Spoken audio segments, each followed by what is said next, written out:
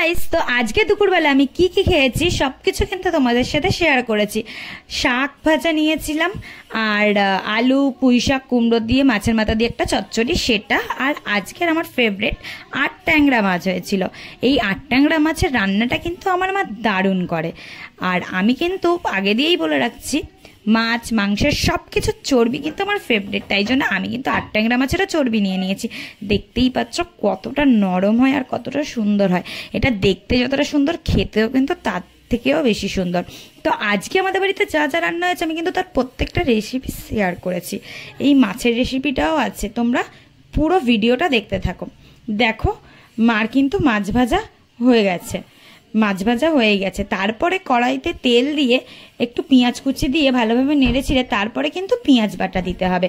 পেঁয়াজ বাটাটা দেওয়ার পর ভালোভাবে নেড়ে ছেড়ে নিতে হবে। ভালোভাবে নেড়ে ছেড়ে নিয়ে পুরো কষিয়ে নেওয়ার পর মা কিন্তু কেটে রাখা টমেটো দিয়ে দিয়েছিল।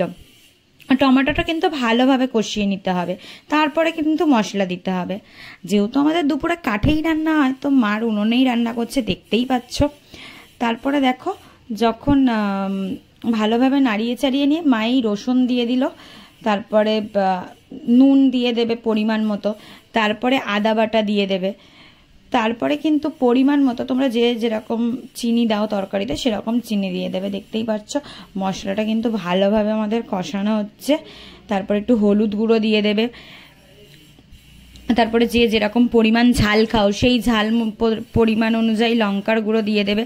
দিয়ে ভালোভাবে কিন্তু মশলাটাকে কষিয়ে নিতে হবে, নয়তো কিন্তু রান্নার টেস্ট আসবে না। তারপরে অল্প করে জল দিয়ে দেবে ফার্স্টে, তারপরে ভালোভাবে নেড়ে চেড়ে নেবে, কারণ মশলাটা যত কষবে তত কিন্তু খেতে টেস্ট বাড়বে। তারপরে একটু বেশি পরিমাণ জল দিয়ে একটু জিরের গুঁড়ো দিয়ে ভালোভাবে নাড়িয়ে চাড়িয়ে নিতে হবে।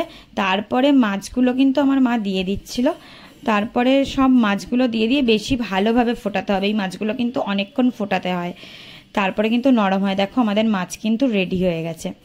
তারপরে মা আর একটা রান্না করছিল, যেটা সব রকম সবজি দিয়ে। আমি যেহেতু রান্না জানি না, তাই মা বলে দিচ্ছিল যে আগে কিন্তু আমাদের ডাঁটাটা ভালোভাবে ভেজে নিয়ে তারপরে সব রকম সবজি দিয়ে মশলাপাতি দিতে হবে।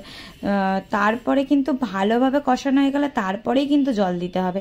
তারপরে এই পুঁই শাক পাতাটা কেটে রাখা ছিল, তারপরে মা কিন্তু এই শাকটা দিয়ে দিয়েছিল। তারপরে তোমরা দেখতেই পাচ্ছ ভালোভাবে কিন্তু এটাকে নাড়িয়ে চাড়িয়ে নিতে হবে। এটাকে ভালোভাবে একদম চাপা দিয়ে দিয়ে মা তরকারিটা করছিল, দেখতেই পাচ্ছ। আর এই তরকারিটা করার পর কিন্তু একটুও জল থাকবে না। আর দেখো, এই মাছ ভাজাটা, মাছের মাথা ভাজা রেখেছিল মা, ভালো করে পেঁয়াজ নুন হলুদ লঙ্কা দিয়ে ভালোভাবে মাছের মাথাটা ঝুড়ো করে ভেজে রেখেছিল। সেই মাছের মাথাটা কিন্তু তরকারিতে দিয়ে দিয়েছে।